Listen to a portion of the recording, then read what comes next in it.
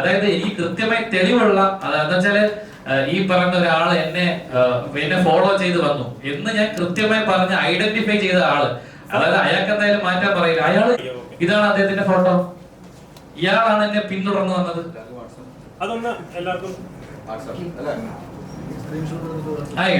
ഇദ്ദേഹമാണ് എന്നെ ഫോളോ ചെയ്ത സ്റ്റാഫാണ് എന്നാണ് ഇദ്ദേഹം എന്നെ പരിചയപ്പെടുത്തിയതും.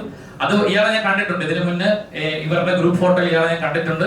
പിന്നെ ഇതിനു മുന്നേ ജോലി ചെയ്തിരുന്ന എനിക്ക് ഒത്തിരി അധികം സുഹൃത്തുക്കളുണ്ട് എന്റെ മോൾഷയിൽ ജോലി ചെയ്യുന്ന, അവരെല്ലാരും ഇയാളെ കൃത്യമായി തിരിച്ചറിയുകയും ചെയ്തു. ഇപ്പൊ ഞാനും സിബിനും ഒക്കെ വന്നിരുന്ന് സംസാരിക്കുന്ന ഉടനെ ഇത്രയും തലപ്പത്തിരിക്കുന്ന രണ്ടുപേരെ പിടിച്ച് ചാനൽ പുറത്താക്കും വിശ്വസിക്കുന്ന മണ്ടൊന്നുമല്ല ഞങ്ങൾ. കാര്യം അങ്ങനെ വന്നാൽ ഞങ്ങളൊക്കെ വലിയ സൂപ്പർ സ്റ്റാറുകളും അവർ വലിയ ആരോപണ വിധേയമാകും. അപ്പൊ അത് പെട്ടെന്നുണ്ടാവില്ല. പക്ഷെ അത് കൃത്യമായിട്ട് അന്വേഷിക്കുന്നത് പറഞ്ഞപ്പോൾ ഓക്കെ. പിന്നെ അതിൽ ഒരാളുടെ മകളുടെ കല്യാണമാണ്, ആ കുട്ടിയുടെ ഭാവിയും കൂടെ കരുതിയിട്ടെങ്കിലും ഒന്ന് ഓക്കെ. അങ്ങനെ നമ്മൾ കേട്ട ഒരു മാനുഷിക പരിഗണനയുടെ ഭാഗമായിട്ട് അതോടൊപ്പം തന്നെ ഈ മാനുഷിക പരിഗണന സിബിന് ലഭിക്കണം. ഇനി ഇതൊക്കെ നമ്മളിനി പറഞ്ഞില്ല എന്ന് വെച്ചോ, നാളെയും ധാരാളം പേര് ഇതിന്റെ പിന്നാലെ കടന്നുകൊടുന്നുണ്ട്. നാളെയും ധാരാളം ആൾക്കാർ ഇതിന്റെ പിന്നാലെ വരുന്നുണ്ട്.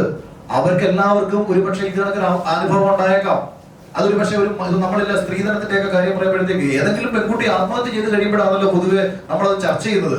അപ്പൊ ഇതിങ്ങനെ ഒരു വിഷയം വന്നു, ഇത് ഞങ്ങൾ അഡ്രസ് ചെയ്തു. ഭാവിയിൽ കുറെ കാര്യങ്ങളിൽ സുരക്ഷിതമായിട്ടുള്ള സിസ്റ്റം രൂപപ്പെടുകയാണെങ്കിൽ അതായിരിക്കും ഒരുപക്ഷെ ഏറ്റവും വലിയ ഒരു ഗുണം. ഇതിന് ലഭിക്കുന്ന ഏറ്റവും വലിയ നീതിയും സുബിന് ലഭിക്കുന്ന ഏറ്റവും വലിയ നീതി തന്നെയായിരിക്കും. ഈ പരാതി ഇതൊരു തുടക്കമാണ്. ഈ തുടക്കത്തിന്റെ പേരിൽ ഇനി ഇത് സംഭവിച്ചിരിക്കുന്ന ഇതൊരു തുടക്കമാണ്.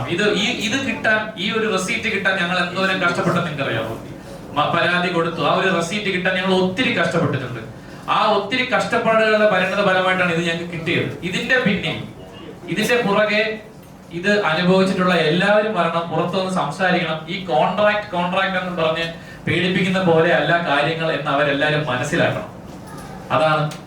അതാണ് ഇതിലൂടെ എനിക്ക് ജനങ്ങളുടെ മുമ്പിലേക്ക് എത്തിക്കാനുള്ളത്. ഇത് എന്റെ മാത്രം പ്രശ്നമല്ല. ഈ ഷോയിലേക്ക് ഇനി പോകാൻ ആഗ്രഹിക്കുന്നവർക്കും ഈ ഷോയിൽ ഇനി പങ്കെടുക്കുന്നവർക്കും സംഭവിക്കാൻ സാധ്യതയുള്ള വിഷയമാണ്.